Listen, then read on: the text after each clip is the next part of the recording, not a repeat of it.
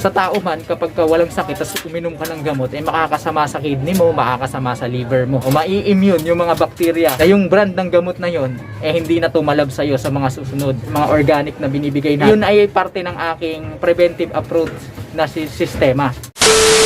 Yo, what's up mga kalapatids? Isang magandang hapon sa inyong lahat. Welcome back dito sa ating channel, Chocobolof TV. And for today's video, susubukan nga nating magbigay ng komento o sagot dun sa comment ng ating isang kalapatids na si Sir Henry Ortega. Sir Henry, salamat po sa inyong pag-comment dun sa ating Facebook page. Yung previous upload kasi natin ay tungkol sa organic cleansing o yung natural na pamamaraan ng pagki-cleansing sa ating mga alaga. Ginagawa kasi natin yan pagka mga bata pa yung ating mga alaga para hindi naman sila matusta dun sa mga chemical. At hindi rin sila ma-stress mga kalapatid. Saka wala naman sa mga sakit yan. So nagdesisyon akong i-organic. Anyway, doon tayo sa topic ni Sir Henry. Doon daw sa mga organic materials na ating gamit sa pag-cleansing, mahal daw. Ano ba yung mga materials o ingredients na nandun? Yung bawang, oregano, honey, tsaka yung calamansi or apple cider vinegar. So kapag sinuma total, lumalabas, kung hindi ako nagkakamali, nasa worth 600 pesos din. So medyo may kamahalan nga kung talagang bibilihin isa-isa. Pero kasi ang banggit natin doon tipid tips. So pag-usapan natin yan mga kalapatids. Pero bago yan, kung hindi ka pa nakapag-subscribe, mag-subscribe ka na. I-hit mo na rin ang notification bell para sa ganun ay updated ka sa ating mga ginagawang upload dito sa ating channel. Huwag na natin patagalin to, kalapatids. Tara! Una, nagpapasalamat tayo kay Sir Henry Ortega sa pag-comment niya dun sa ating Facebook page. Gusto ko sanang mag-comment na lang din, kaya lang nagdesisyon ako na gawa na lang din ng video para nang sa ganun makinabang din yung ating mga kalapatids. Kasi siyempre mga kalapatids tayo naman sa pag-aalaga ng ibon, ang hanap natin maging masaya. At kung siyempre kung saan tayo makakamura, doon tayo, di ba mga kalapatids? So kung saan tayo makakatipid, doon tayo. Okay. So inisip ko na makakatulong din yung ganitong klaseng content doon sa ating ibang mga kalapatids. Kaya ginawan ko na ng video. Anyway, balik tayo doon sa ating topic mga kalapatids. So ang banggit ko kasi doon, tipid tips, kasi ang totoo mga kalapatids wala talaga akong ginastos doon. Ang totoo kasi mga kalapatids, yung mga sangkap na binanggit natin doon, pagka nakatalikod lang yung nanay ko o kaya yung misis ko, kumukupit tayo ng mga ingredients na gano'n.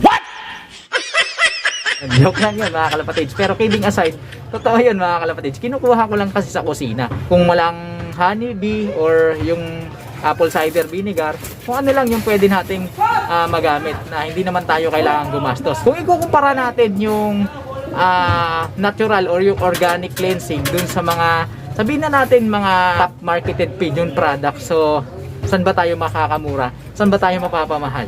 Base dun sa quotation price ni Sir Henry, lumalabas na nasa 600 din kung hindi ako nagkakamali. Yung presyo kung bibilihin natin isa-isa lahat ng sangkap dun sa ating ginawang organic cleansing. Subukan nating ikumpara dun sa mga top marketed pigeon products. Sabihin natin, kilalang brand na ginagamit sa gamot sa kalapate. So ayan, lumalabas mga kalapatids na mas makakamura tayo doon sa organic cleansing na ginawa natin. Kasi nga mga kalapatids, pwede pa natin gamitin yon sa mga susunod na pagkakataon. Isa pa sa benepisyo ng ginawa nating organic cleansing mga kalapatids, hindi nga naluluto yung kanilang kidney at liver dahil nga dun sa mga chemicals na component ng mga gamot-gamot na yon. At isa pa, naniniwala kasi ako mga kalapatids na yung mga antibiotics kailangan binibigay yan kapag may sakit talaga yung ating mga alaga. Don't get me wrong mga kalapatids, hindi natin sinisiraan yung mga top marketed pigeon medicines na nasa merkado. Hindi totoo yan. Ang totoo mga kalapatids, gumagamit din tayo yan. Bola lang yan. Lalo na pagka may sakit na at medyo malubha na yung ating mga alaga. Ang ginagawa kasi nating organic cleansing, yun ay pang preventive approach yun mga kalapatids. Ngayon, gumagamit tayo ng mga gamot-gamot na bibili sa merkado pagka may mga sakit na yung ating mga alaga. Yun lang pag may sakit. Sa akin lang naman to, yung opinion ko, ang aking pananaw dyan, yung pagkagamot mga kalapatids, binibigay lang yan sa may sakit. Kasi sa tao man, kapag walang sakit tapos uminom ka ng gamot, makakasama sa kidney mo, makakasama sa liver mo. So ganun din sa mga alaga nating ibon. Pwede na! Sa pa mga kalapatids, antibiotic yung karamihan dyan. At alam niyo naman, pag antibiotic, di ba sa tao, hindi ka basta-basta pagbibilihan ng antibiotic sa Mercury Drugs or sa mga drugstore. Kailangan meron kang reseta galing sa doktor at dumaan ka sa check-up at meron ka talagang infection sa katawan na kailangan gamutin ng antibiotics. Ang dahilan dyan, mga kalapatids na kanyubi, makwento ko lang, kasi kapag hindi tama yung paraan ng yung panggagamot dun sa infection mo o dun sa sabihin natin bacterial yan or viral yan, maaaring magkaroon ng immunization o mai-immune yung mga bacteria o virus doon sa ating katawan. At ang tendency niyan, may pagkakataon na yung brand ng gamot na yon hindi na tumalab sa iyo sa mga susunod na panahon. Hirap kasi yung lagi tayong bumibili ng gamot siyempre masakit na sa bulsa, tapos kawawa pa yung ating mga alaga. So ang approach ko kasi preventive, kaya gumagamit ako ng mga organic, mga kalapatids. At isa pa, sabi ko nga, mga bata to, mga young bird pa, ayoko maluto yung kanilang kidney o liver sa mga chemicals na meron doon, component ng mga gamot.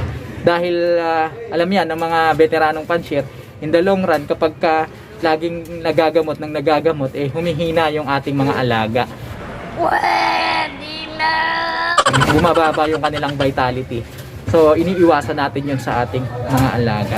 Gagamot ako kapag may sakit lang yung alaga. Halimbawa, nagkaroon ng salmonella yung ating mga alaga. Lumilipat yung mga to. Nagkaroon ng salmonella yung ating mga alaga. So, yun natin bibigyan ng halimbawa, Salmostap. So, baka naman. So, yun, mga kalapatids. Doon ako naggagamot. Hindi ako naggagamot ng walang sakit yung ating mga alaga. Nagpe-prevent lang ako. Ang totoo, mga kanubi, dati mahilig ako sa ano kayong gamot? Puro gamot ba? Pero pagbabasa kasi natin ng libro at sa pag-aaral natin, nakita natin, mga kalapatids, na hindi magandang dulot ng gamot pagka lagi-lagi tayo nagagamot sa ating mga kalapati. Ang gamot nilikha yan para i-cure yung sakit, mga kalapatids. Hindi yan pampagaling, hindi yan pampalakas, hindi yan pampatalino ng ating mga alaga. So kung talagang hanggang doon na lang yung galing ng ating alaga, wala tayong magagawa. Hindi na yun maaano ng gamot, hindi na makakatulong yung gamot doon. Mga vitamins, ibang usapan yan, mga pang supplement. So pwede yan, mga kalapatids. So yun ang ating reaction dito sa ating kalapatids na si Sir Henry Ortega. Ulit, mga kalapatids, maraming salamat sa iyo, Sir Henry, sa iyong pag-comment. At dahil dyan, nagkaroon tayo ng panibagong episode na siyempre naman kapupulutan din ng mga kaalaman.